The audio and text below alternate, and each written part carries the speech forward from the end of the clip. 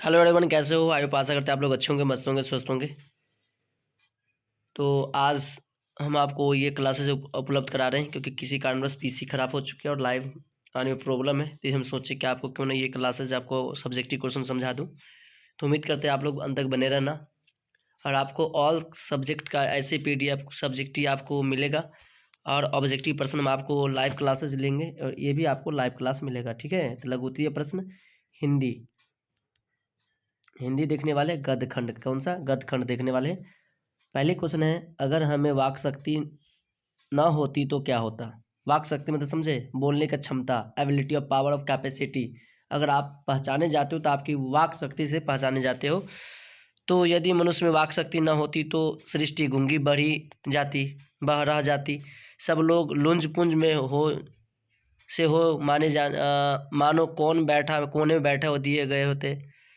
जो कुछ सुख दुख का अनुभव हम अपनी और दूसरी तीसरी इंद्रियों से करते, आप लोग इंद्रिय मतलब ज्ञान इंद्रिय कितने 5 हैं, द्वारा करते हैं, उसे अवाहक होने के कारण आपस में एक दूसरे से कुछ न कह सुनते। सिंपल सी बात है कि यह अगर वाक शक्ति ना होती तो हम पशु के समान होते और हम एक अपनी बात एक दूसरे को नहीं समझा पाते या नहीं बोल पाते। तो उम्मीद करते कि आप मेरी बात ये समझ पा रहे होंगे। तो एक बार यस नो दबा देना जरूर ताकि मैं आपको आगे बढ़ते रहूँ। क्वेश्चन नंबर 2 है, आर्ट ऑफ कन्वर्सेशन क्या है? आर्ट ऑफ कन्वर्सेशन या बातचीत की शैली, इसे बोलते हैं आर्ट ऑफ कन्वर्सेशन। कन्वर्सेशन का मतलब होता है बात करने का हुनर, बातचीत, कन्वर्सेशन वार्तालाप करना। ठीक है, तो आर्ट ऑफ कन्वर्सेशन का अर्थ है बातचीत करने की कला। यहाँ लिखा हुआ देखो, आर्ट ऑफ कन्वर्सेशन का मतलब है बात करने की कला।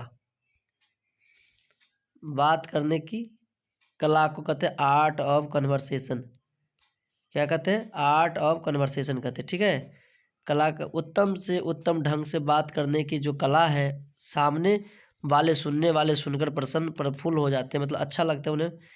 और यह कृत्रिम और कृत्रिम कला यूरोप में अधिक पाई जाती है। कृत्रिम मतलब और अकृत्रिम यूरोप में अधिक पाई जाती है। यह कला स्पीच ऑफ लेख के से आगे की कला है। इसी पूर्व शोभा को काव्य कल प्रवीण विद्वान मंडली में ही ऐसे चतुराई के प्रसंग छोड़े जाते हैं जिन्हें सुनकर कान को अत्यंत सुख मिलता है। तो उम्मीद करते हैं कि आप लोग समझ पाए होंगे कि कैसे इस प्रश्न का आंसर दे पाओगे। ठीक है, चलिए नेक्स्ट प्रश्न को पढ़ते हैं। प्रश्न संख्या 3,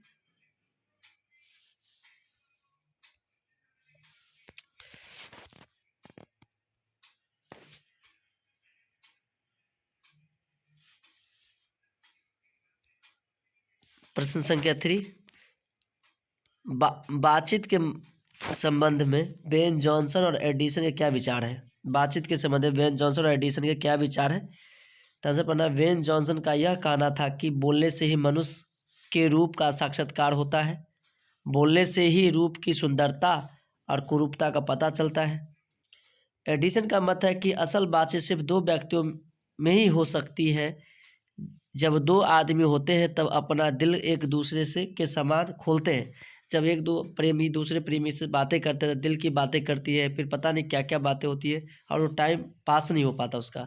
जब यह 3 हुए तो यह बात कोसों दूर चली जाती है और जब वही बात 2 से अधिक आदमी के बीच हुआ तो क्या कोसों दूर चला जाएगा। इसलिए असल बातचीत सिर्फ 2 व्यक्तियों के बीच होते हैं। तो उम्मीद करते हैं कि आप मेरी बातें समझ पा रहे हैं। क्वेश्चन नंबर 4 है, बातचीत निबंध की क्या विशेषता है? विशेषता का मतलब है कि उसमें क्वालिटी क्या है, गुण या अवगुण क्या है, वो आपको बतानी है। तो बातचीत शीर्षक निबंध का बालकृष्ण भट्ट ने लिखा है, इस निबंध में विचार की प्रभावशाली अभिव्यक्ति और तथ्यों की कसावट देखते ही बनती है। वाक शक्ति अनमोल है। लेखक ने वार्तालाप की कला और गोष्ठी वार्ता पर भी प्रकाश डाले हैं। राम और मवल की भी चर्चा लेखक ने की है। एडिसन और जॉनसन के मतों के उत्तीर्ण में निबंध की परिशीलन युक्त निबंध बना दिया है। वाणी पर नियंत्रण रखने को ही लेखक ने अपनी आवश्यकता व हर्ष की समालोचना निबंध आवश्यक में गंभीरता से भी आवश्यक है। बातचीत के निबंध पाठकों को तथ्य और आनंद से भर देता है। मतलब जब आप अच्छे बातचीत करते हैं तो आपको सुनने वाले को बहुत अच्छा लगता है, बहुत विभोर हो जाता है।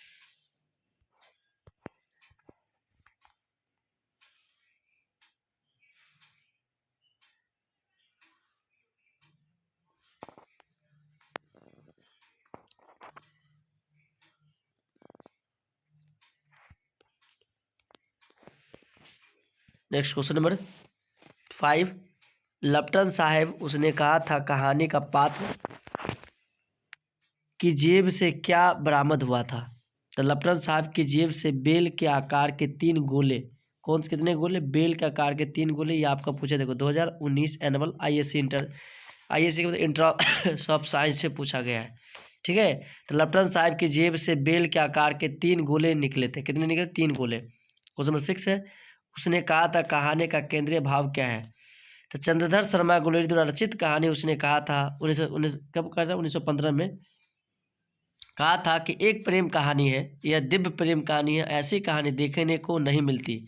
क्या एक प्रेम कहानी है और यह एक दिव्य प्रेम कहानी है जो अपनी प्रेम के बलिदान के लिए अपनी जान निछावर करते थे। ये प्रेम कहानी, अब की प्रेम कहानियाँ शरीर स्तर पर संचारित होती है, जिसमें कि प्यार होती है आजकल प्यार नहीं रह गया, सब खिलवाड़ हो चुका है। यह गुलेरी जी की कहानी है कि इसमें दिव्यता और उदारता और भावों की निष्ठा की विद्यमान है। यह कहानी शुद्ध प्रेम की कहानी है और यह प्रेम की साहित्य कहानी है। यह कहानी तामसिकता से परहेज रखती है। तामसिकता का मतलब ये नहीं कि आप प्रेम कर लिया और आपको नहीं हो रहा तो आपको क्या करना, एक तरफा प्रेम हो जाए और आपका बात नहीं मानता आप जाकर उसको मारो पीटो कुछ भी कहो, मतलब ये प्रेम का नहीं है, ये मतलब खिलवाड़ हो रहा है। प्रेम का मतलब कि आप जो कहा उस बात को मानो, वो प्रेम, वो सच्चा प्रेम होता है। और आप लोग कमेंट करना कि आप लोग को किससे प्रेम हुआ है अभी तक, बुक से हुआ है कि किसी और से हो गया, या माई से, मम्मी या पापा, किससे है, कमेंट करके जरूर बताना। ठीक है, क्वेश्चन नंबर 7 पढ़ने वाले। उसने कहा था कहानी कितने भागों में बांटी हुई है। कहानी के कितने भाग में युद्ध वर्णन है। उसने कहा था कहानी चंद्रधर शर्मा गुलेरी ने लिखी है। यह कहानी के 5 खंडों में विभक्त है। इस कहानी के 3 भागों में युद्ध का वर्णन आया है और दूसरे तीसरे चौथे में युद्ध का स्वरयुक्त वर्णन है। कौन कौन, दूसरे तीसरे और चौथे है। पहला और आखिरी में प्रेम कथा का वर्णन किया गया है। यह एक दिव्य कहानी बन गई। यह एक कौन कहानी बन गई, दिव्य कहानी। यह कब लिखा, 1915 ईस्वी में इसका प्रकाशन किया गया था। ठीक ना, तो समझ गए होंगे ये कौन सी कहानी है, दिव्य प्रेम कहानी है।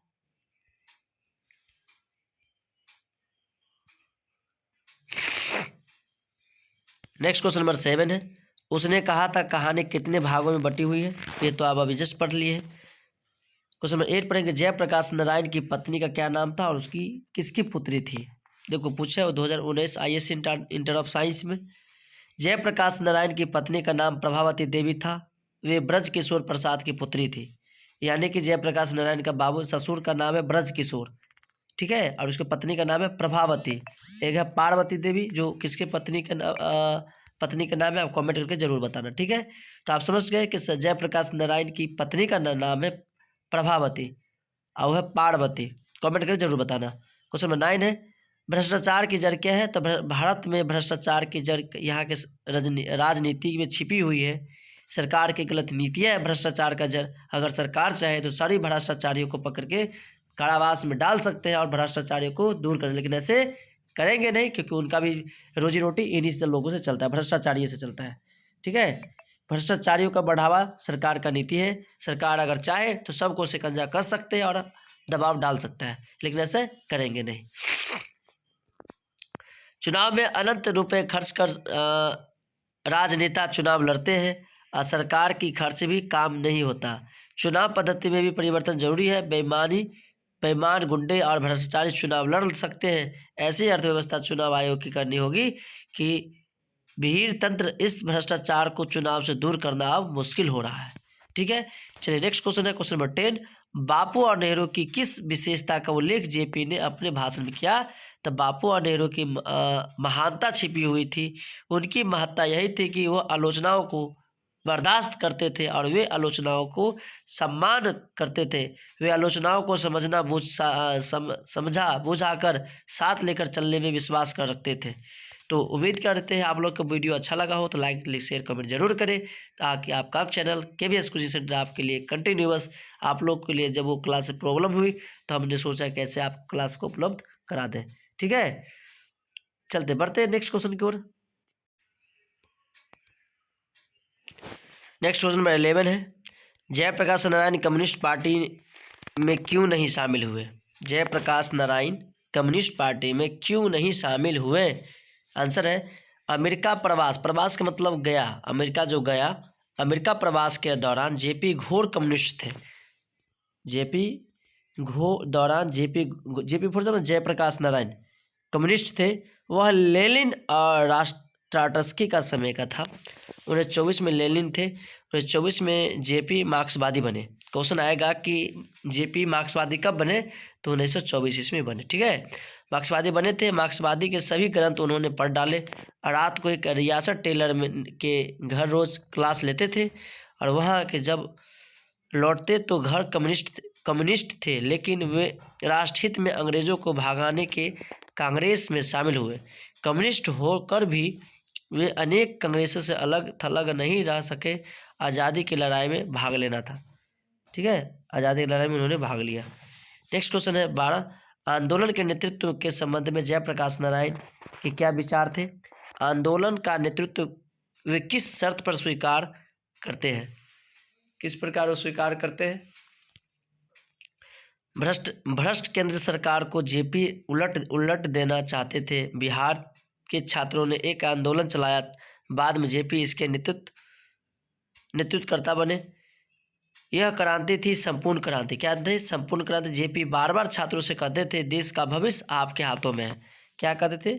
देश का भविष्य आपके हाथों में है। उत्साह है, आपके अंदर शक्ति है, आपके अंदर जीवनी है आपके अंदर, आप नेता बनिए। जेपी ने सलाह देंगे कि, लेकिन छात्रों ने नहीं माना, उसको नेतृत्व करने के लिए बाध्य करना दिया। जेपी ने तब कहा कि वे सबकी सलाह लेंगे, वे छात्रों की का बात सब ज़्यादा सुनेंगे, लेकिन शर्त थी कि फैसला उनका होगा। किनका? जेपी का होगा।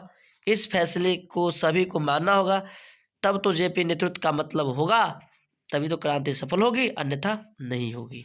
समझ गए? आजकल तो बहुत धांधली चल रही है, कुछ हो नहीं रही है फटाफट।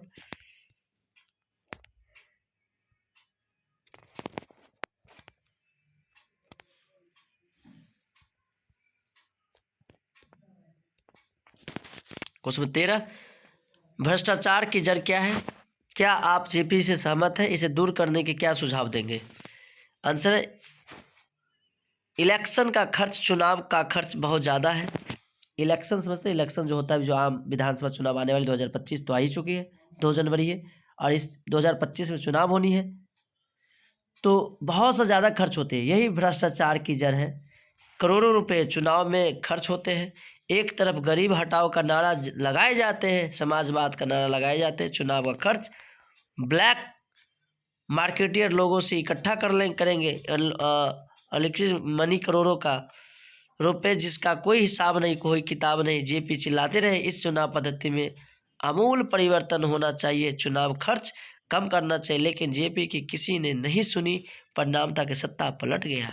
जब जब आंदोलन चलेगी तो सत्ता पलटने की संभावनाएं ज़्यादा रहते हैं, बहुत संभावनाएं रहते हैं। अब आप लोग बताएं कि आप लोग किस पक्ष में आप लोग रहते हैं। क्वेश्चन 14 है, दलविहीन लोकतंत्र साम्यवाद में कैसा संबंध है। तो दलविहीन लोकतंत्र सूर्योदय का मुख्य राजनीतिक सिद्धांत है। ग्राम सभाओं के आधार पर दलविहीन प्रतिनिधित्व की स्थापना हो। दलविहीन मतलब जिसमें कोई दल ना हो, दलविहीन लोकतंत्र हो। लोकतंत्र का मतलब होता है जनता का शासन। लोकतंत्र जनता के लिए, जनता का चलाए गए शासन को लोकतंत्र, यह परिभाषा अमेरिका का भूतपूर्व राष्ट्रपति अब्राहम लिंकन ने दिए थे। ठीक है, तो लोक मार्क्सवादी लेनिन के उद्देश्य में से, मार्क्सवादी के अनुसार समाज जैसे जैसे समाज की ओर बढ़ता जाएगा, वैसे वैसे राज्य स्टेट का क्षय होता जाएगा।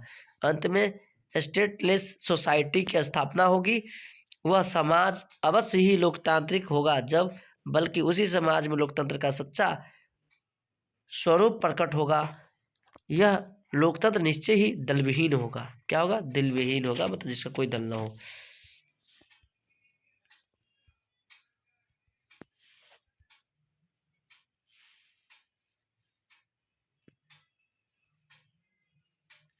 नेक्स्ट क्वेश्चन 15 है, दिनकर जी का निधन कहाँ और किन परिस्थितियों में हुआ। जब दिनकर जी जयप्रकाश नारायण के घर से विदा हुए, उसी रात के रामनाथ गोयनायक इंडियन एक्सप्रेस के मालिक के घर पर वह मेहमान थे। रात को दिल के दौरा पड़ा। 3 मिनट में रामनाथ गोयनायक ने उन्हें अस्पताल विलिंगटन नर्सिंग होम पहुंचाया। वहां दवा दारू का पूरा इंतजाम था। सभी डॉक्टर सब तरफ के औजार लेकर तैयार थे, लेकिन दिनकर जी का हार्ट फिर से जिंदा नहीं हो पाया। उसी रात उनका निधन हो गया। तारीख थी 24 अप्रैल 1974। कब थी? 24 अप्रैल 1974 को दिनकर जी का मृत्यु यानी देहांत हो गया। ठीक है, चलिए नेक्स्ट क्वेश्चन है, आप पढ़ेंगे 16 नंबर प्रश्न। चुनाव सुधार के बारे में जयप्रकाश जी के प्रमुख सुझाव क्या है? ठीक है क्वेश्चन, चुनाव सुधार के बारे में जयप्रकाश जी के प्रमुख सुझाव क्या है? इन सुझावों से आप कितना सहमत हैं? जेपी इस चुनाव की पद्धति में आमूल परिवर्तन करना चाहते थे। वे चुनाव खर्च पर कम करना चाहते थे। वे गरीबों को, किसान और मजदूरों को चुनाव लड़ने में सक्षम बनाना चाहते थे। वे दल विहीन लोकतंत्र की स्थापना करना चाहते थे। मतलब जिसका कोई दल न, वो भी आप निर्दलीय खड़ा होइए और जीतिए और एक बेहतर काम कीजिए। वे स्टेटलेस सोसाइटी की स्थापना करना चाहते थे।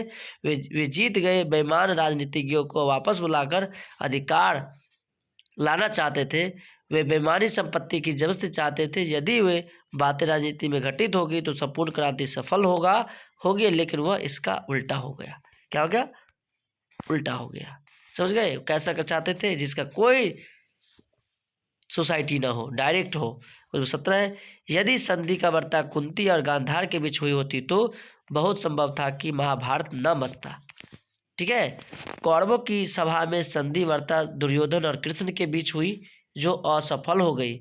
यह संधि वार्ता यदि कुंती और गांधारी के बीच हुई होती तो बहुत संभव था कि महाभारत न मचता। स्त्रियां आगामी वैद्य विधव के डर से महाभारत से दूर रहती। पुरुष अपने पौरुष के बल पर महाभारत रच बैठा आता है। समझे? कोई भी माँ या कोई भी स्त्री किसी को विधवा होते नहीं देख सकता, किसी को माँ बेटे को मरते हुए नहीं देख सकता। अगर ये इसलिए उनकी पीस हुई होती तो शायद तो महाभारत नहीं बचता।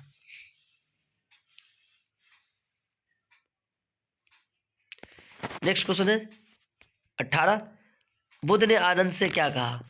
नारियों के बौद्ध धर्म में जो प्रवेश के कारण बुद्ध ने आनंद से कहा कि उन्होंने जो धर्म चलाया था वह 5 सहस्त्र वर्ष तक चलने वाला था, लेकिन यह केवल 500 वर्ष चलेगा। नारियां जो इस धर्म में प्रवेश हो गई है। बुद्ध ने आनंद से क्या कहा? आनंद, मैंने जो नारियों की बौद्ध धर्म में जो प्रवेश कारण बना दे दिए, यह सब सहस्त्र वर्ष चलने वाला था, लेकिन यह केवल 500 वर्ष ही चलेगा, क्योंकि नारी को हमने भिक्षुणी होने का अधिकार दे दिया।